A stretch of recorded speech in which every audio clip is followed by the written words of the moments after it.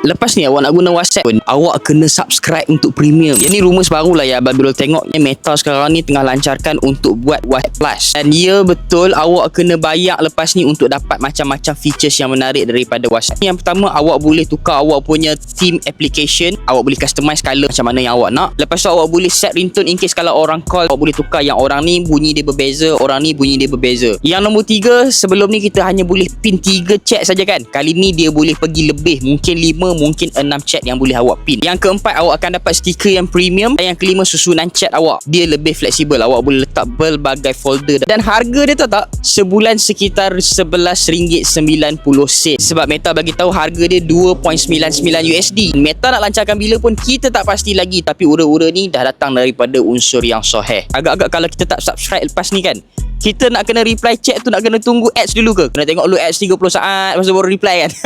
By the way, ini adalah akaun baru Smartfit. Memandangkan akaun lama Smartfit dah tak boleh pakai, jemputkan button follow untuk kita pandaikan awak setiap hari tentang iPhone ataupun Android. Nak smart cari Smartfit.